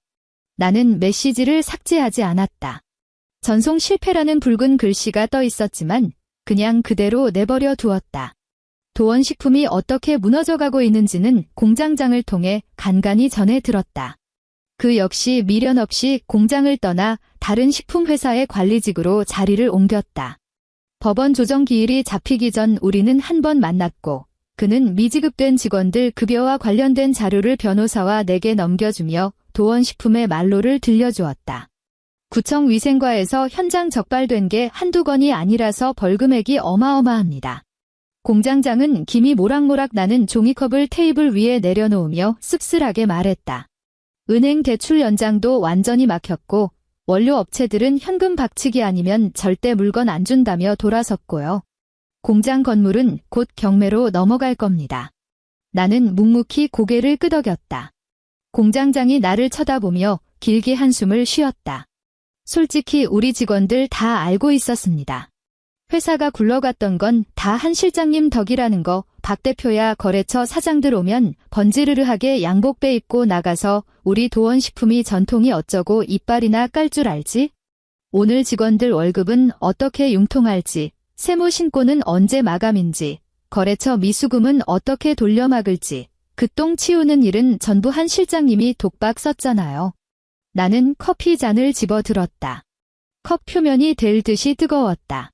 직원들 밀린 월급은 좀 챙겨받을 수 있대요. 체당금 신청해서 일부는 받고 나머지는 배당 절차까지 기다려야죠. 공장장이 혀를 끌 듯 찼다. 대표 욕하는 사람이 태반입니다. 물론 한 실장님 보고 독종이라고 수군대는 인간들도 있지만 그런 소리 하는 놈들은 밤 10시까지 남아서 장부랑 씨름하던 실장님 뒷모습을 한 번도 못 본 놈들이에요. 나는 대꾸하지 않았다. 카페 창밖으로 우산을 쓴 사람들이 종종 걸음을 쳤다. 빗물이 유리창을 타고 구불구불 흘러내리며 짙은 자국을 남겼다. 자리에서 일어나려던 공장장이 문득 생각난 듯 덧붙였다. 참, 한 실장님. 늦었지만 아버님 일은 삼가 고인의 명복을 빕니다. 장례 첫날인데 마트 검수하러 나가라고 했다는 소문 쫙 퍼졌을 때 직원들 다 미친 집구석이라고 쌍욕했습니다. 나는 서류 봉투를 가방에 챙겨 넣었다. 감사합니다. 그가 떠난 후에도 나는 한참을 그 자리에 혼자 앉아 있었다. 식어버린 커피를 한 모금 마셨지만 밍밍한 물맛만 났다. 예전 공장에서 일할 때는 식은 커피가 일상이었다. 일이 밀려 미쳐 마시지 못한 채 방치해 두었으니까. 그날 나는 맛없는 식은 커피를 미련 없이 쓰레기통에 쏟아버렸다. 더 이상 내게 맛없는 걸 억지로 삼키라고 강요할 사람은 없었다. 시어머니는 사방팔방으로 전화를 돌리며 그 독한 년이 멀쩡한 우리 집안을 풍비박산 냈다고 자기 애비 죽은 날 미쳐 날뛰며 시댁 식구들을 사지로 몰아넣었다고 떠벌리고 다녔다. 그 끔찍한 뒷담화가 내 귀에 들어온 건 이모의 전화를 통해서였다. 이모의 목소리는 잔뜩 주눅 들어 있었다. 지연아, 내 시어머니가 친척들한테 험담을 엄청 하고 다녀. 내가 처음부터 작정하고 이혼하려고 변호사까지 미리 세팅해뒀다면서 아주 이를 갈더라. 그때 나는 좁은 주방에서 대파를 송송 썰며 된장찌개를 끓일 준비를 하고 있었다. 칼날이 도마와 부딪히는 경쾌한 소리가 울렸다. 그 사람 말이 다 맞아요. 내가 무심히 대답했다. 변호사, 제가 미리 알아본 거 맞습니다. 이모가 헉하고 숨을 들이켰다. 나는 썰어둔 파를 가지런히 그릇에 담았다. 이모, 제가 그거라도 안 해뒀으면 전 지금도 마포 그 지옥구덩이에서 시어머니 앞치마 빨면서 사골 끓이고 있었을걸요. 수화기 너머로 한참 동안 침묵이 흘렀다. 이모가 무거운 한숨을 내쉬었다. 그래, 내 아버지가 이 꼴을 보셨으면 우리 딸 이번엔 기가 막히게 잘했다고 칭찬하셨을 거다. 나는 가스불을 줄였고 냄비 안의 찌개가 보글보글 끓어올랐다. 아빠가 예전에 다 말씀해 주셨어요. 시어머니는 예전 거래처 사장들을 찾아다니며 구걸도 서슴지 않았다. 그 소식을 전해 들은 건 우연이었다. 가정법원 아래층 카페에서 예전 원료 납품업체 사장님과 마주쳤을 때였다. 그는 미수금을 받으러 공장을 제집 드나들듯 했던 성격은 불같아도 뒤끝은 없는 양반이었다. 얼마 전에 내 시어머니가 우리 회사까지 찾아왔더라. 사장님이 말했다. 이번 한 번만 원료 외상으로 주면 이 고비 넘기고 다 갚겠다고. 그러면서 집안 장부를 며느리 년이 다 엉망으로 쑤셔놔서 이 꼴이 났다고 남 탓만 오지게 하대. 나는 그를 가만히 쳐다보았다. 사장님이 손을 휘휘 저었다. 내가 빙다리 핫바지냐? 그동안 내가 결제일 딱딱 맞춰서 자금 계획서 써서 올렸으니까 그나마 돈이 돌았던 거 이 바닥에서 모르는 놈이 어딨어. 지는 그 와중에도 샤넬백 메고 와서 우리 집 거덜났다고 징징대는데 아주 내가 다 낯이 뜨거워 혼났다. 나는 웃음조차 나오지 않았다. 사장님이 다시 입을 열었다. 너 나중에라도 식품 쪽 회계할 거면 나한테 연락해라. 너 같은 독종이랑 장부 맞추면 최소한 떼먹힐 걱정은 안 하고 발 뻗고 자겠더라. 그 말은 오랫동안 내 마음에 남았다. 그 말이 대단히 따뜻해서가 아니었다. 내가 피땀 흘려 일한 결과를 부려먹기 좋은 며느리의 희생이 아니라 온전한 내 실력으로 인정받은 생전 처음의 순간이었기 때문이다. 제주도행 비행기 티켓은 밀린 병원비를 전부 다 털어낸 날 밤에 끊었다. 나는 누구에게도 행선지를 알리지 않았다. 금요일 퇴근 후 작은 백팩 하나를 꾸려 토요일 새벽 비행기에 몸을 실었다. 비행기가 굉음을 내며 활주로를 박차고 날아오를 때 나는 창밖의 구름을 내려다보며 잔뜩 움켜쥐고 있던 주먹을 서서히 풀었다. 바닷가에는 거센 똥바람이 불고 있었다. 나는 갯바위에 걸터앉아 해가 저물어갈 때까지 하염없이 파도만 쳐다보았다. 내 곁으로 인생샷을 찍는 관광객들, 백사장을 뛰노는 아이들, 낚시통을 들고 지나가는 할아버지들이 스쳐 지나갔다. 거창한 생각 따윈 하지 않았고 수십 장의 셀카를 찍지도 않았다. 그저 바람이 차갑게 살갗을 스치면 목도리를 여미고 뼛속까지 시려오면 근처 허름한 국수집에 들어가 뜨끈한 고기국수 한 그릇을 뚝딱 비워냈을 뿐이다. 국수를 반쯤 먹었을 때 휴대폰이 지잉 울렸다. 차단을 뚫고 남편이 장문의 문자를 보내왔다. 지연아. 요새 자꾸 내가 장인어른들을 전복죽 쓰고 있던 뒷모습이 생각나. 그때 난 널 제대로 쳐다보지도 않았어. 그날 아침에 소파에 멍청하게 앉아서 그딴 개소리를 한 거 뼈저리게 후회해. 공장이 이 꼴 나고 보니까 내가 얼마나 쓰레기였는지 알겠더라. 제발 우리 한 번만 다시 만나서 얘기할 수 없을까?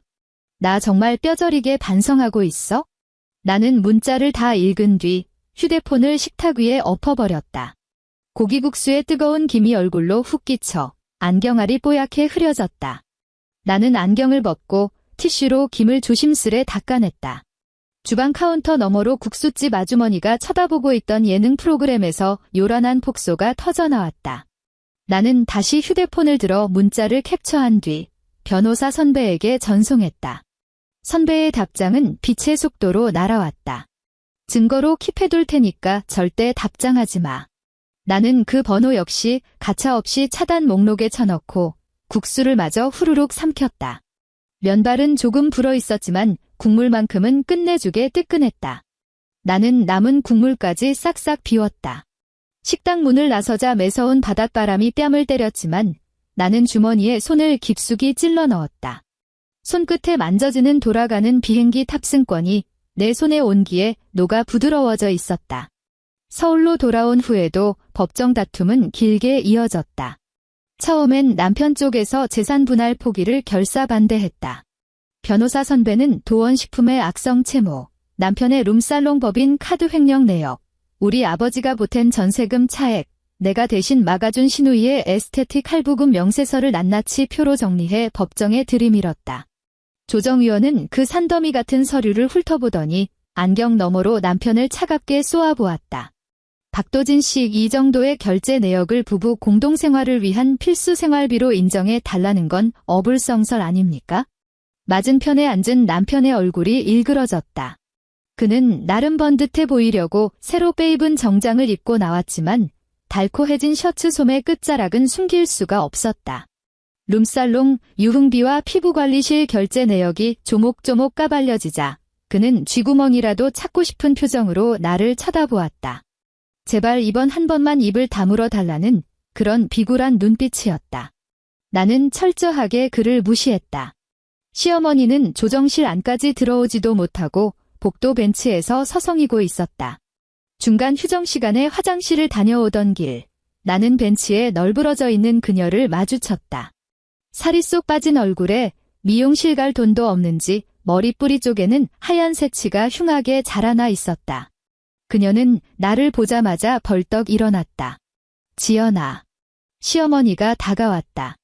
목소리는 옛날의 표독스러움을 완전히 잃어버렸다. 도진이한테 말 좀 잘해다오. 내 아비 돈 돌려주는 건 어떻게든 해보겠는데 집 빼는 시기만이라도 좀 뒤로 밀어주면 안 되겠니? 내 시아비 며칠 전에 병원 응급실까지 실려갔다. 지금 우리 식구들 나앉을 단칸방 하나 얻을 돈도 말라버렸어. 내 발걸음이 멈췄다. 복도에는 변호사들과 당사자들이 바쁘게 오가고 있었다. 누군가는 서류 더미를 안고 뛰었고 누군가는 구석에서 목소리를 죽여 통화하고 있었다. 이곳은 아버지가 누워 계시던 장례식장도 아니고 내가 갇혀 살던 마포 집 현관문 앞도 아니었다. 시어머니가 내 앞길을 몸으로 막아설 수 있는 곳이 아니었다. 전세금 반환 기일은 이미 조정안에 명시되어 있습니다. 내가 서늘하게 대답했다. 불쌍한 척 구걸하실 거면 저한테 하지 마시고 변호사님하고 하세요. 시어머니의 아랫입술이 파르르 떨렸다. 너 지금 나한테 말하는 본세가 그게 뭐니? 꼭 이렇게까지 표독스럽게 굴어야 속이 시원해? 나는 그녀가 꽉 쥐고 있는 종이컵을 내려다보았다. 너무 세게 쥐어 찌그러진 컵 틈으로 미지근한 물이 흘러내려 그녀의 낡은 구두코를 적시고 있었다. 예전 같았으면 나는 서둘러 휴지를 뽑아 닦아드렸을 것이다. 하지만 지금의 그녀는 그저 축축하게 젖은 자신의 신발 코만 내려다보며 입을 꾹 다물었다. 어머니. 내가 조용히 못을 박았다. 제가 좋게 말씀드릴 때 어머니는 귓등으로도 안 들으셨잖아요. 그녀가 고개를 쳐들었다. 눈가에는 원망의 눈물이 고여 있었지만 아직도 자신의 잘못을 온전히 인정하지 못하는 도끼가 엉켜 있었다. 나도 다 우리 식구 건사하겠다고 그런 거 아니냐. 나는 무미건조하게 고개를 끄덕였다. 그러니까 어머니, 지금부터는 어머니의 그 대단한 식구 건사하시려면 합의 서류에 적힌 대로 군말 없이 이행하세요. 나는 미련 없이 그녀를 스쳐 지나갔고 단 한 번도 뒤돌아보지 않았다. 결국 이혼 조정은 무슨 한편의 사이다 드라마처럼 통쾌하게 막을 내리진 않았다.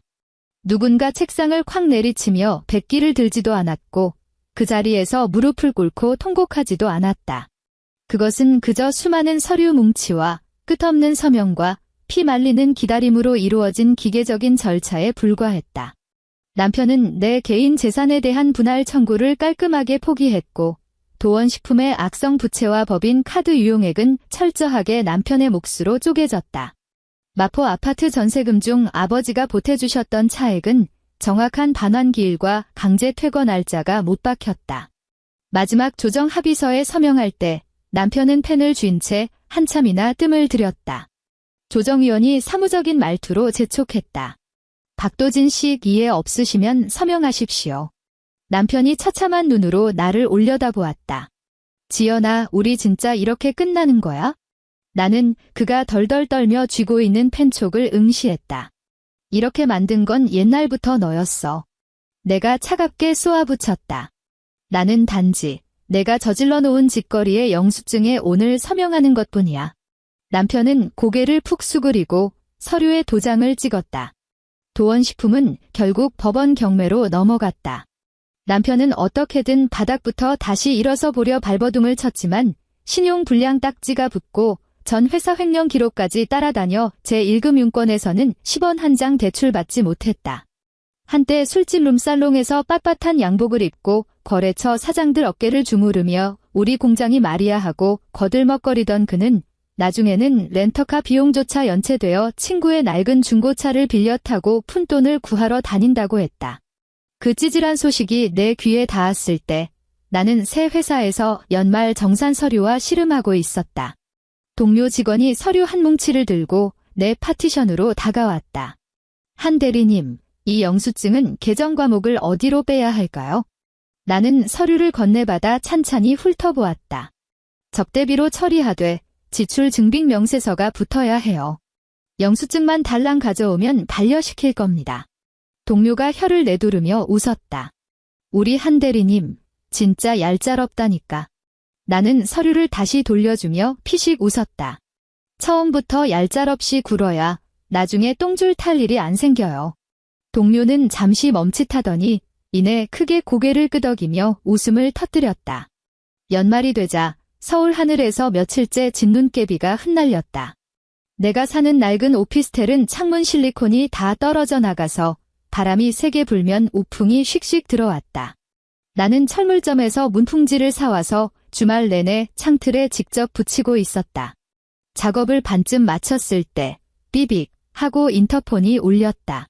흑백 화면이 켜졌다. 건물 1층 공동 현관 앞에 시어머니가 화려하게 포장된 과일 바구니를 들고 서 있었다. 칙칙한 코트 차림의 머리는 단정하게 빗어 넘겼지만 눈 밑까지 푹 파인 초췌함은 도저히 감출 수가 없었다. 그녀는 인터폰 카메라를 향해 고개를 치켜들었고 추위에 얼어붙은 입술은 새파랗게 질려 있었다. 나는 통화 버튼을 누르지 않은 채 화면만 뚫어지게 바라보았다. 화면 속 그녀는 혹시라도 지나가는 이웃이 알아볼까 봐 눈치를 살피며 쭈뼛거렸다. 한참을 서성거리던 그녀가 두 번째로 초인종을 꾹 눌렀다. 나는 내 손가락에 치덕치덕 묻어있는 문풍지 본드 찌꺼기를 내려다보았다. 마포집에서 살 때 초인종이 울리면 빛의 속도로 튀어나가는 건 늘 내 몫이었다.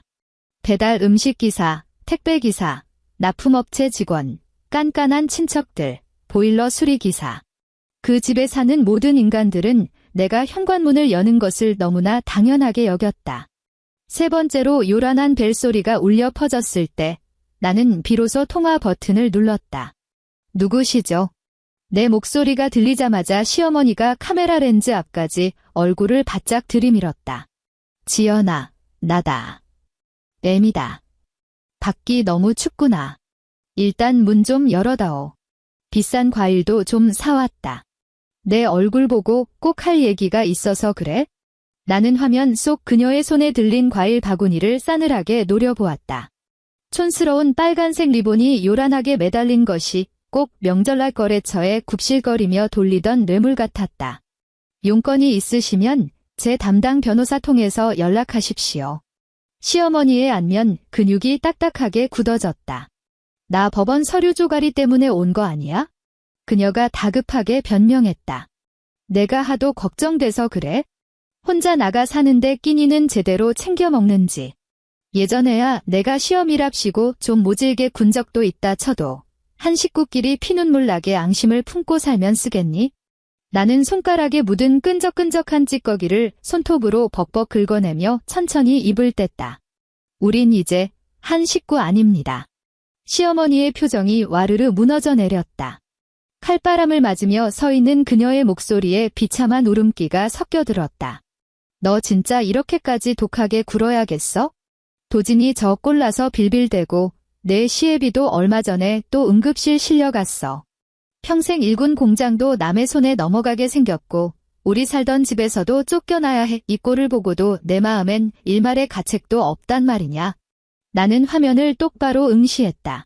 그녀의 등 뒤로 가로등 불빛이 길게 그림자를 늘어뜨리고 있었고 과일 바구니의 질긴 끈이 그녀의 손가락을 붉게 파고들고 있었다. 어머니. 내 목소리는 차갑게 얼어붙어 있었다. 저희 아버지 돌아가시던 날 어머니가 제 면전에 대고 똑똑히 말씀하셨잖아요. 죽은 사람은 이미 죽은 거고 산 사람은 내일 당장 출근을 해야 한다고. 시어머니의 입술이 경련을 일으켰다. 나는 그녀의 심장에 마지막 비수를 꽂아 넣었다. 이제 어머니도 산 사람은 어떻게든 자기 살 길 스스로 책임져야 한다는 걸 똑똑히 배우셔야죠.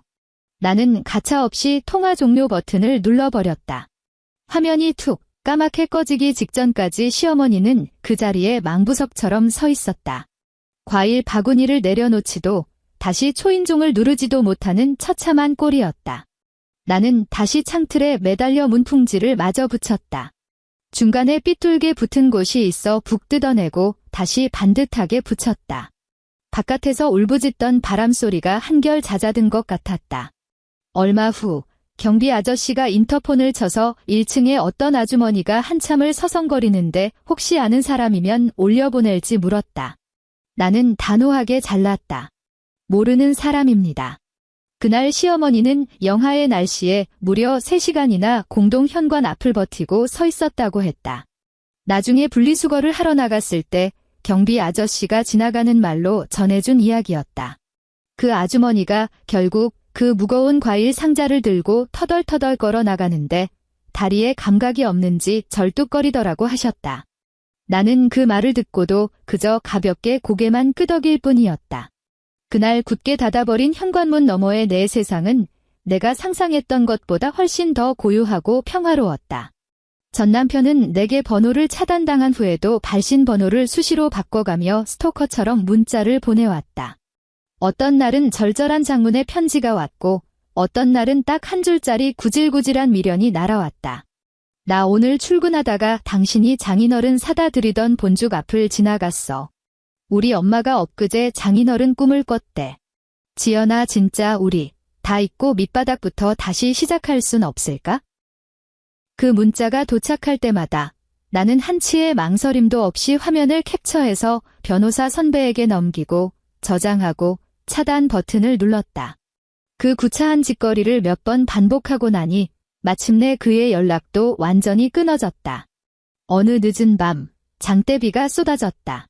빗방울이 유리창을 요란하게 때리며 부서지는 소리가 실내를 가득 채웠다. 나는 늦게까지 야근을 마치고 돌아와 운동화 한쪽이 흠뻑 젖은 상태였다. 도어락 비밀번호를 누르고 집으로 들어선 나는 현관 구석에 젖은 우산을 비스듬히 세워두고 축축한 양말을 벗어 던진 뒤 주방으로 가 뜨끈한 사골국을 가스레인지에 올렸다.